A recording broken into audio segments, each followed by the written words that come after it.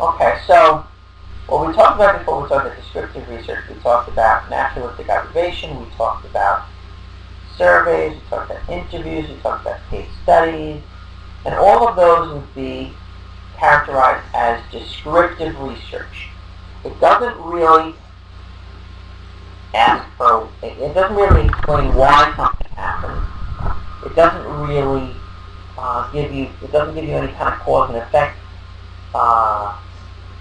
judgment, but it more or less just describes the phenomena that you're interested in. Correlational research takes it a step further. With correlational research, you are now trying to draw a connection between two or more variables. With correlational research, you want to see how variables relate to each other. And there are some very useful statistics that allow you to assess a correlation. One of the most commonly used is the Pearson product moment correlation coefficient, also known as R, a little letter R. Okay? And this little number here tells us a whole lot. Tells us a whole lot. If you want to look at the relationship between two variables, you can mathematically determine this relationship using the correlation coefficient. And basically, the range of values for the correlation coefficient ranges from -1 to +1. If we're talking about a correlation of +1 or -1, we are talking about a perfect correlation. The two factors always occur together. If we're talking about a positive correlation, when one variable increases, the other variable increases. With a negative correlation, when one variable increases, the other variable decreases. So with a perfect positive correlation, you can perfectly predict how much one variable will increase to increase the other variable. And so we can be able to predict the exact amount. Likewise, with a perfect negative correlation, you can predict how much one variable will go down when the other variable goes up. And perfect correlations don't really exist in reality, or at least very, very rarely. But sometimes you'll see very strong relationships, like between 0.676 and 0.99. And again, it doesn't matter whether it's positive or negative. That's the strength of the relationship is the size. The 0.76, 0.99. It's a strong relationship. They occur together predictably. 0.51 to 0.75 is a pretty strong relationship. They occur together frequently, not exactly all the way. 0.26 to 0.50 is a moderate relationship. The two factors occur together occasionally. I'll tell you the truth, a lot of findings in psychology when it comes to correlations are the moderate kinds, between 0.26 and 0.50. And the reason is that if we're looking at variables that go together, there are a lot of different variables that are important to us, and just narrowing it down to two kind of limits what we can predict. A weak relationship, 0.01 to 0.25, means that they go together, but kind of rarely. And a 0.00, a zero correlation, means that there's absolutely no relationship between the variables at all. Okay?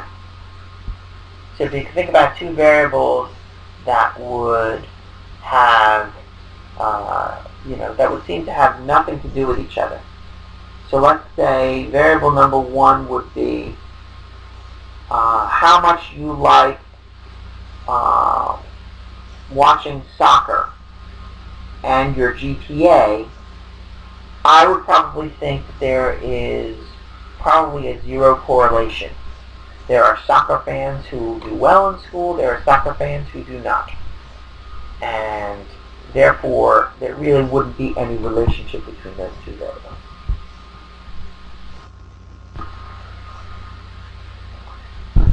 So this number, this magic number, this correlation coefficient tells us two things. It tells us the strength of the relationship, and that's indicated by the size of the number, 0.37, which would be kind of in the moderate range. And the direction of the relationship is positive or negative. meaning if it's positive, that means one increases, the other increases. If it's negative, one increases, the other decreases. So this is one those two very important things. And you'll see why that would be useful piece of information. Okay. It not only allows us to have that one single number, that correlation coefficient, but this correlation coefficient is actually based on what we would call a linear relationship.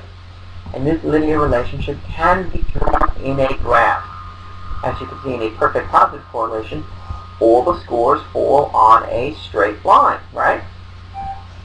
Perfect positive correlation. It scores on one variable. As variable A goes up, variable B goes up as well. And you can see that here perfectly. Now variable B is a more likely scenario. It's a strong positive correlation. As you can see, the line is in there somewhere. But in general, as scores on variable A go up, scores on variable B also go up. With this case over here, with study number 3 over here, you have a strong negative correlation. You can see the line going in the opposite direction. The slope is in the opposite direction, and this indicates a negative correlation. As scores on variable B go up, scores on variable A actually go down. Finally, study 4, this indicates a pretty close to zero correlation. Essentially, the scores are all over the place. So and again, what you see here are called scatter plots. And as you can see, there's a whole lot of scatter in study 4. Not a whole lot of scatter in studies 2 and 3, and basically no scatter at all in study 1. How much are scores scattered from the relationship indicates the strength. The more the scores are scattered around, the weaker the relationship. So here are some scatter plots, which indicate the possible relationships between variables. Let's take a look at the first one here. The length of the lecture and the number of yawns. So if you've ever been in those classes, you know that those are long lectures. Well, there's probably going to be more yawns in those longer lectures than there are shorter lectures. There's also, and that would indicate clearly a positive correlation.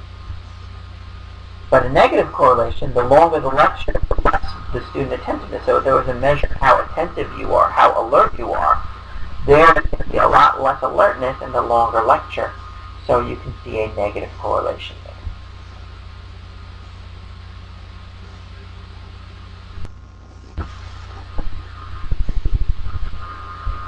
So what are some advantages and disadvantages of correlational research? One of the advantages is it describes how variables are related to each other, and that's an important thing to know.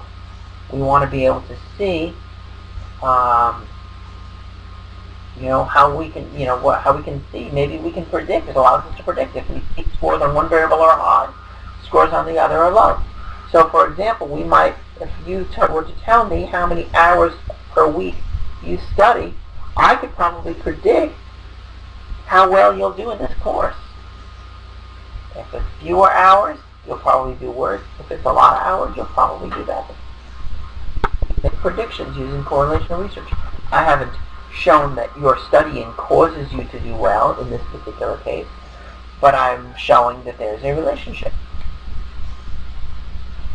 So that's what correlation, so unfortunately correlation cannot tell us what is happening. A lot of people think that you can, and that's often called, there's often a third variable problem where there might be some third variable that you're not considering that actually could be causing both. So let's go back to you're doing well in school and your studying habits. Well, maybe you're just intelligent, and intelligent people know they need to study, so they study. And it also, intelligent people do well on tests. So maybe it's intelligence that's causing both of them.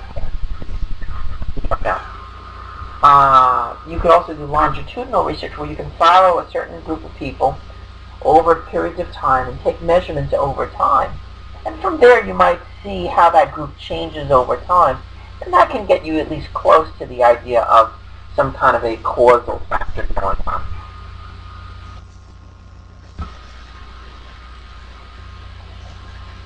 So let's, clarify correlation and causation. Correlation does not equal causation, and a lot of people confuse this. So, for example, you might ask, why is parental harshness correlating with child rebellion? So when parents are very, very strict and harsh, why does there seem to be a relationship with rebelliousness in a child? Are the harsh parents driving their kids to rebellion? Could it be that parental harshness causes their kids to rebel? Well, possibly. Could it be that rebellious kids drive their parents nuts and cause them to behave harshly? Quite possible. Could it be that families that experience a lot of stress have parents who are on edge and kids who are also on edge? Could it be that families who are just genetically mean and nasty and ornery are genetically disposed to be harsh parents and rebellious kids? So maybe it's genetics. Could be many other explanations. Don't you see how there could be many other possible reasons? So it says, don't be harsh with your child or your child will rebel. Well, you can't determine cause and effect in this particular case, because there are many other possibilities that are not, specifically cause and effect. Any combination of the above may be true or false. We don't know. And the correlation does not settle why the behavior occurs. It just tells us there is a relationship, there is a connection. When you consider above the third variable, stress and genetics could be that third variable. That could be a causal factor for both the rebelliousness and the harshness.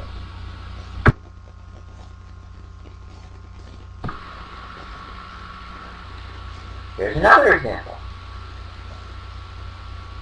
Happy mood happens to be correlated with being sociable, associating with other people. Well, why is that? Does being with others make us feel better, lift our spirits, and that's why sociable people want to be happier? Is it possible that happy people just like to seek out company? Is it possible that